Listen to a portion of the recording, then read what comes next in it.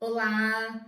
Mais uma vez eu estou aqui com vocês e hoje para falar sobre a utilização do princípio da intranscendência no direito de trânsito. Eu estou trazendo aqui um caso concreto e eu quero te mostrar como eu usei o princípio da intranscendência neste caso. Então me acompanhe aí.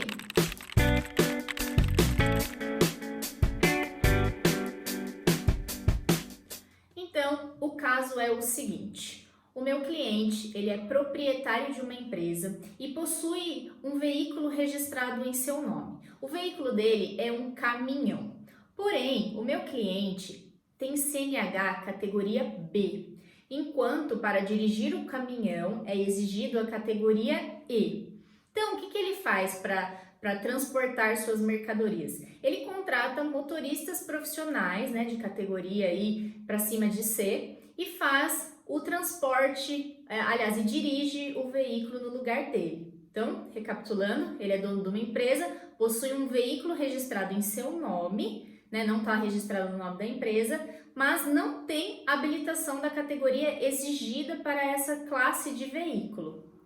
É preciso que você preste bastante atenção nesses detalhes que eu tô te falando, porque são nessas entrelinhas que você consegue perceber aonde que o princípio da intranscendência ele pode ser aplicado. Outro detalhe importante de eu te falar é que quando é gerada a nota fiscal ali de transporte das mercadorias, nessa nota fiscal vai o nome do motorista que está fazendo o transporte. Isso por conta de questões de seguro e tudo mais, para verificar se o condutor ali ele está devidamente habilitado, não está sofrendo nenhum processo de suspensão ou cassação da CNH ou qualquer coisa do tipo. Isso vale mais para fins de seguro e para identificar ali quem é o motorista que está dirigindo, transportando aquela mercadoria. E o meu cliente ele faz exatamente isso, ele coloca na nota fiscal, no conhecimento de transporte ali, qual é o motorista que está fazendo o transporte naquele momento e daquela mercadoria. E aí, o que aconteceu? Bom, esses motoristas, eles cometeram algumas infrações de trânsito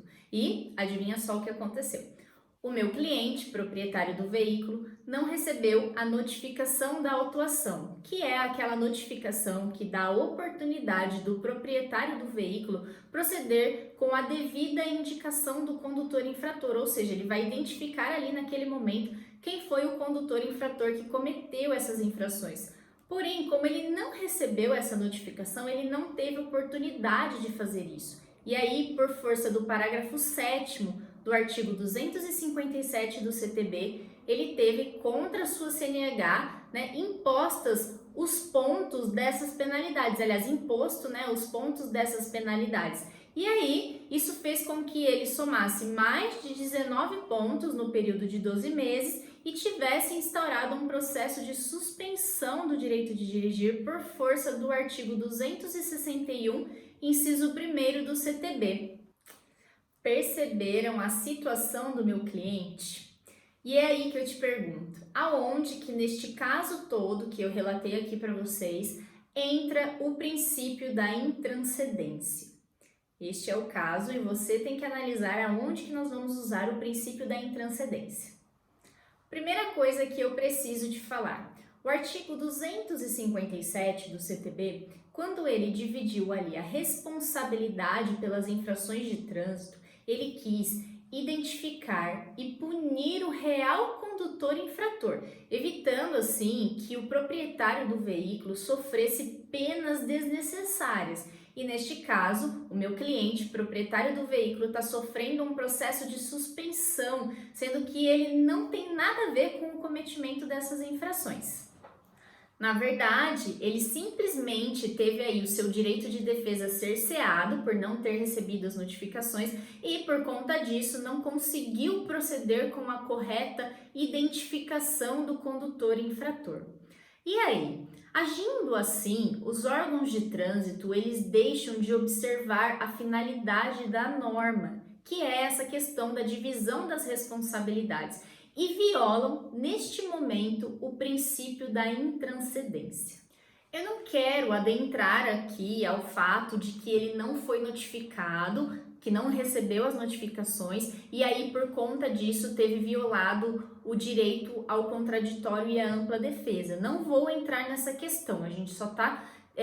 eu estou tentando aqui expor para vocês a questão da utilização do princípio da intranscendência, tá? Então, esquece, a gente não vai falar sobre a ausência de notificações.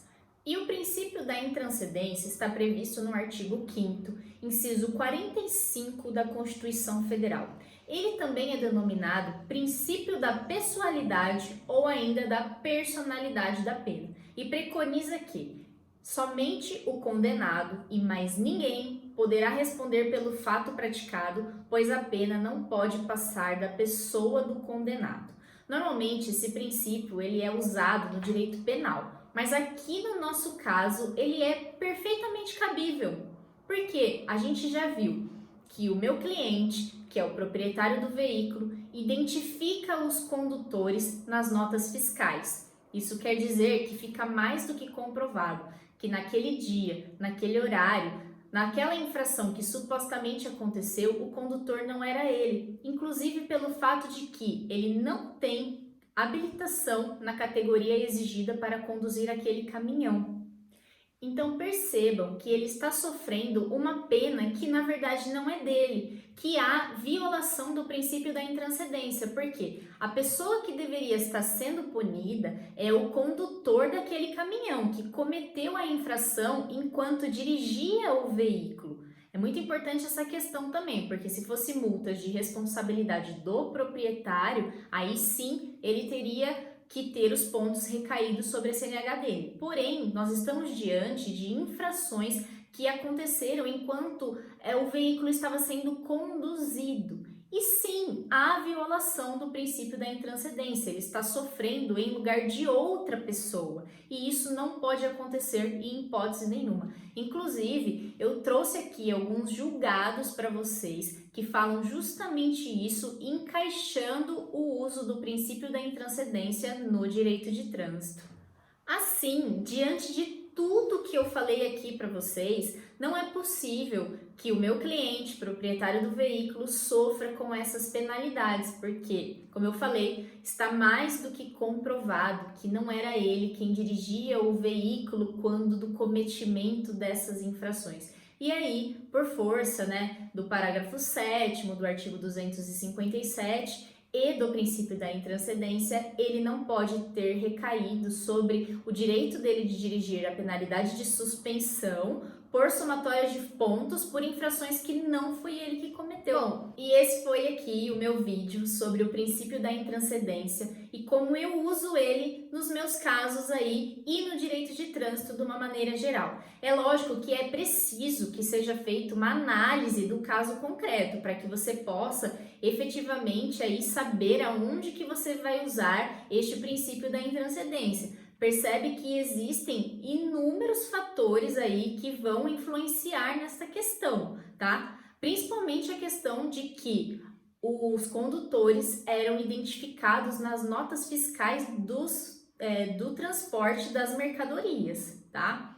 Não é assim, você pode sair alegando aí o princípio da intranscendência para descaracterizar aí a ausência de identificação do condutor infrator. Não dá para usar para qualquer caso, tá? Tem que ter uma análise do caso concreto. E esse foi mais um vídeo aqui no meu canal. Espero que você tenha gostado. Se você tiver alguma dúvida, basta deixar aqui nos comentários. E se você quiser se aprofundar um pouco mais aí no direito de trânsito, é só você preencher o formulário no link que eu vou deixar na descrição desse vídeo e eu vou entrar em contato com você para entender qual é a sua real necessidade. Eu faço mentorias particulares, tá? Eu já tenho 3 programas de mentoria que você pode aí conferir depois preenchendo esse formulário. Eu envio para você qual é o conteúdo programático de cada uma delas.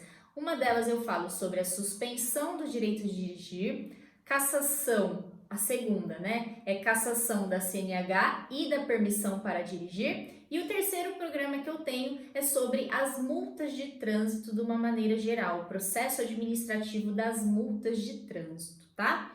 Não se esqueça aí de preencher o formulário se você tiver interesse. E já deixa o like aqui no vídeo, se inscreve no meu canal, posto vídeos novos toda quinta-feira e falo muito sobre direito de trânsito. E é isso, gente. Muito obrigada pela audiência e tchau!